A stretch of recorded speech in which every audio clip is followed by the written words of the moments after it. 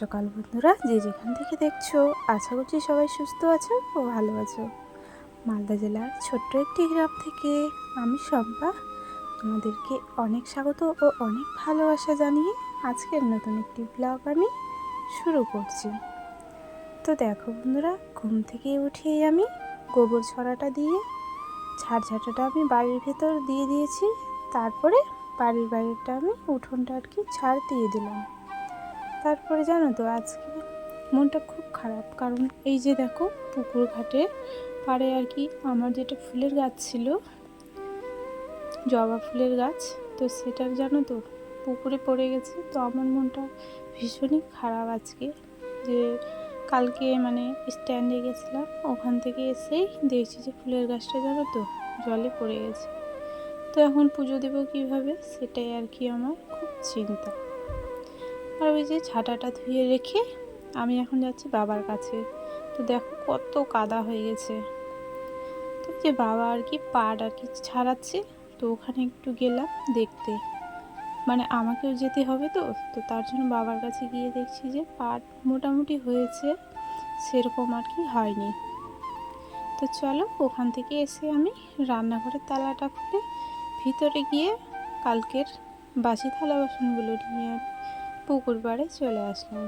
তো চলো, থালা বাসনগুলো আগে আমি মেজে নিই, তারপরে তোমাদের সাথে আবারও কথা বলছি।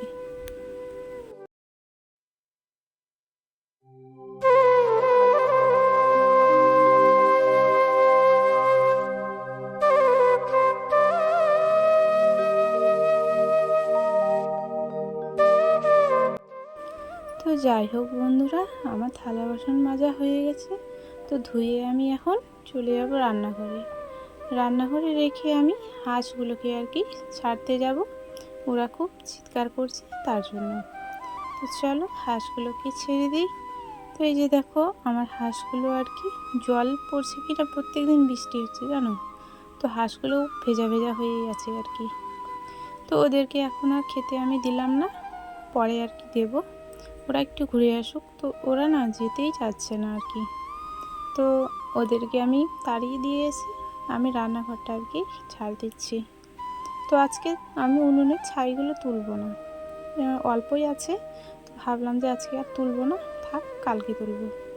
তো চলো, আমি ঝাড়টা দিয়ে রান্নাঘরটা লেপবো, আর তার মধ্যেই আমার হাঁসগুলো আবার খেতে চলে এসছে। তো ঝাড় দেওয়াটা বন্ধ করে দিয়ে ওই যে দেখো হাঁসগুলো চলে এসছে। তো ঝাড় দেওয়াটা রেখে ওদেরকে আগে আমি খেতে দেবো, তারপরে রান্নাঘরটা লেপে নেব। তো ভাবছিলাম যে পরে আসবে, পরে খেতে দেবো, তো না, ওরা চলে এসছে, কারণ সারা রাত না খেয়ে আছে কি না, ওদেরকে প্রচণ্ড খিদে লেগেছে। তো চলো, ওদেরকে খাওয়াটা দিয়ে আমি এখন চলে গেলাম পুকুরে, এক বালতি জল নিয়ে আসবো, আর ওই যে নেতাটা নিয়ে আসবো, তারপরে তোমার ঘরটা লেপবো আমি।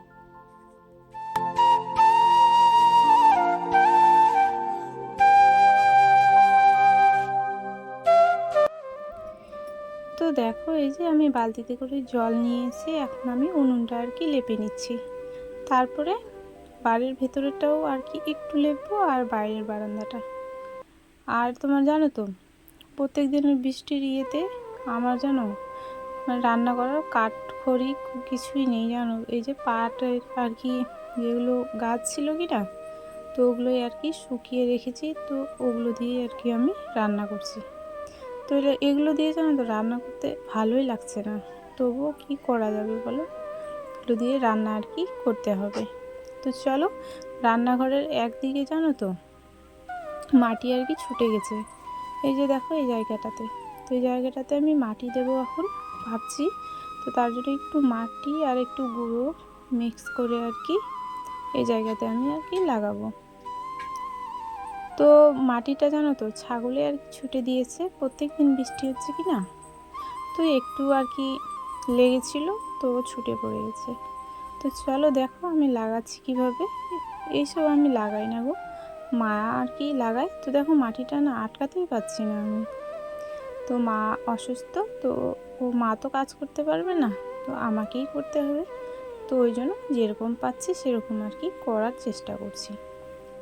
তো আমার ভিডিও যারা যারা দেখছো কেউ একটু কমেন্ট করে আমাকে জানিও যে আমার ভিডিওগুলো কেমন হচ্ছে আর কি।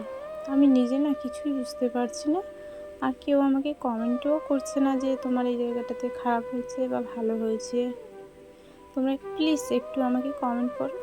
আর আমার চ্যানেল যদি কোনো নতুন বন্ধুরা এসে থাকো তাহলে তোমাদেরকে অনেক স্বাগত জানাই আমার ব্লগ চ্যানেলে। তো চলো, ওই যে বালতিটা নিয়ে আমি চলে আসলাম পুকুর পাড়ে। এখানে বালতিগুলো আর কি ধুয়ে আর মেজে নিয়ে রাখবো। আর ওই যে মাটি গুলেছিলাম, তো ওই মাটির আর কি প্লাস্টিকের বাটিটাও আমি ধুয়ে নিলাম।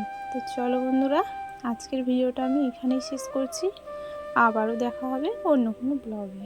তোমরা সবাই সুস্থ থেকো, ভালো থেকো, আর বৃষ্টির দিন ভালো করে একটু চলাচল করো। সবাই সবাই ভালো থেকো।